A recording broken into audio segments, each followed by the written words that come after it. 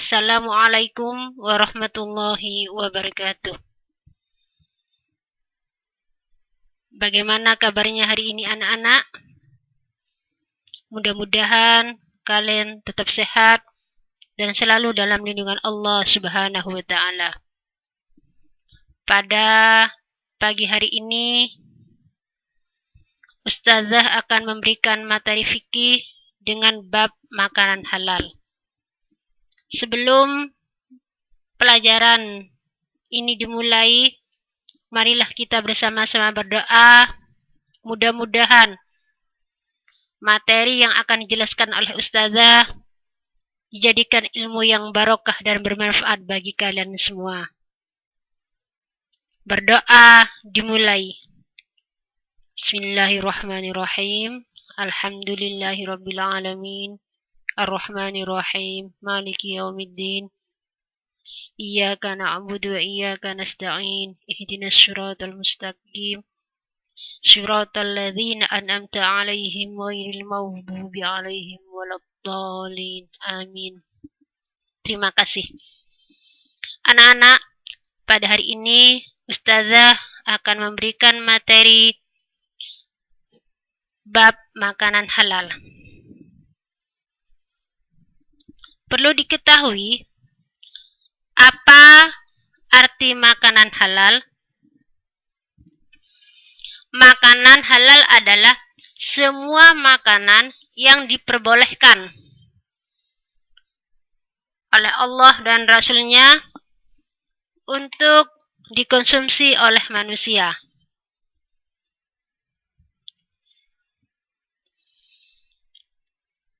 Dasarnya adalah surat Al-Baqarah ayat 168 yang berbunyi, "Wahai manusia, makanlah dari makanan yang halal dan baik yang terdapat di bumi, dan janganlah kamu mengikuti langkah-langkah setan. Sungguh setan itu musuh yang nyata bagimu." Nah, anak-anak, artinya kita diperbolehkan untuk makan apa yang ada di bumi yang sudah dihalalkan oleh Allah dan Rasul-Nya, kecuali kalau ada larangan dari Allah dan Rasul-Nya yang tidak boleh kita makan. Karena memang makanan itu adalah sebagai sumber energi yang membuat tenaga kita menjadi lebih bermanfaat lagi. Apa kriteria makanan yang halal yang dihalalkan oleh agama Islam? Adapun kriterianya adalah yang pertama, semua makanan yang disebut sebagai rezeki yang halal dan baik. Jadi, semua rezeki yang halal dan baik. Nah, anak-anak, kriterianya yang pertama adalah halal li dzatihi, yaitu halal dari sisi zat. Makanan halal menurut zatnya adalah makanan yang pada dasarnya halal untuk dikonsumsi. Jadi yang pertama, halal li dzatihi adalah halal pada dasarnya untuk dikonsumsi. Contohnya, hewan ternak memang sudah ada dalam Al-Quran, halal untuk dikonsumsi. Kemudian makanan pokok seperti padi, halal li dzatihi. Kemudian anggur, kurma, dan lain-lain, itu termasuk halal li dzatihi. Kemudian yang B, cara memperolehnya dengan cara yang halal. Jadi makanan yang kita dapatkan diperoleh dengan cara yang baik dan sah. Contohnya, yang diperoleh dengan cara yang halal adalah dengan cara membeli, dengan cara bertani, atau dengan cara berdagang. Itu memperolehnya dengan cara yang halal, bukan dengan yang batil. Apa yang batil? Contohnya kalau yang batil adalah dengan cara mencuri, dengan cara menipu. Walaupun makanan tersebut itu halal, tetapi dengan memperolehnya mencuri, maka hukumnya menjadi haram. Contohnya saja adalah beras. Beras termasuk halal lidzatihi. Tapi apabila mendapatkannya dengan cara mencuri, maka beras tersebut berubah bukan menjadi halal lidzatihi, tetapi menjadi haram. Karena keharaman dengan cara memperolehnya yaitu mencuri. Kemudian yang C adalah cara memprosesnya atau cara pengolahannya dengan cara yang halal. Makanan yang semula halal akan menjadi haram apabila dalam cara pengolahannya tidak sesuai dengan ajaran Islam. Contohnya anggur. Anggur itu termasuk halal lidzatihi, halal dari zatnya. Tetapi apabila anggur tersebut diproses untuk menjadi minuman keras, maka bukan lagi menjadi halal, tetapi menjadi haram. Mengapa? Karena prosesnya tersebutlah yang menjadikan anggur menjadi haram karena memabukkan. Kemudian yang D adalah cara menyajikan, mengantarkan dan menyimpan harus halal. Jadi makanan tersebut baik menyajikan, mengantarkan, dan menyimpan harus halal. Selanjutnya anak-anak, yang nomor 2 adalah semua makanan yang berasal dari binatang ternak yang halal. Apa jenis-jenisnya binatang ternak yang boleh dikonsumsi oleh manusia? Yang pertama adalah jenis binatang ternak seperti kerbau. Yang A, jenis binatang ternak seperti kerbau, sapi, dan kambing.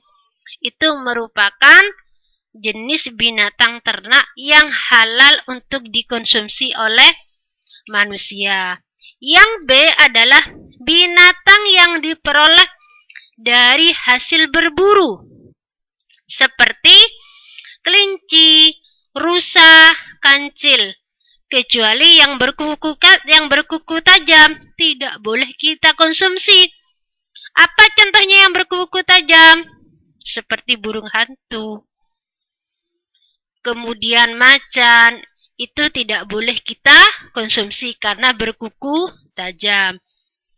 Kemudian yang C adalah binatang yang hidup di air tawar atau air laut, seperti ikan, semua jenis ikan, udang, cumi-cumi, dan lain-lain yang termasuk dari binatang dari air laut ataupun dari air tawar, itu halal untuk dikonsumsi walaupun dalam keadaan menjadi bangkai. Kemudian yang D adalah jenis belalang. Semua jenis belalang itu halal untuk dikonsumsi, kecuali yang beracun. Mengapa? Karena yang beracun itu bisa menyebabkan mudarat bagi manusia. Jadi, lihat dulu jenis belalangnya. Kalau belalangnya beracun, jangan dikonsumsi, karena akan berakibat fatal atau berbahaya bagi orang yang mengkonsumsinya. Yang E, binatang darat lain yang tidak membahayakan manusia, seperti ayam, itik, angsa, dan lain-lain. Ini termasuk jenis binatang ternak yang halal untuk dikonsumsi. Nah, anak-anak, selanjutnya yang nomor 3 adalah semua jenis makanan dari tumbuhan yang halal. Jenis-jenisnya dari tumbuhan itu adalah A, makanan pokok. Makanan pokok itu bukan hanya beras saja, bukan hanya padi saja. Bisa jadi jagung, singkong, kemudian kentang. Ini termasuk makanan pokok dari jenis tumbuhan yang boleh kita konsumsi dan halal untuk dimakan. Yang B adalah sayur mayur. Sayur mayur ini banyak jenisnya, banyak contohnya. Seperti wortel, seperti kelor, dan lain sebagainya. Ini boleh kita konsumsi. Yang C adalah buah-buahan. Segala jenis buah-buahan. Karena buah-buahan berasal dari tumbuhan, maka boleh kita konsumsi. Kemudian yang D, dari biji-bijian. Biji-bijian ini termasuk di dalamnya jagung, ini boleh kita konsumsi. Yang E adalah umbi-umbian. Umbi-umbian ini seperti ketela. Ini boleh kita konsumsi karena memang termasuk dari jenis tumbuhan yang halal yang diberikan oleh Allah kepada kita semua. Nah, anak-anak, setelah kalian mendengarkan penjelasan Ustazah tentang beberapa jenis makanan yang boleh kita konsumsi, maka selanjutnya Ustazah akan menjelaskan manfaat yang diperoleh dari mengkonsumsi makanan yang halal. Apa manfaatnya? Banyak sekali manfaatnya.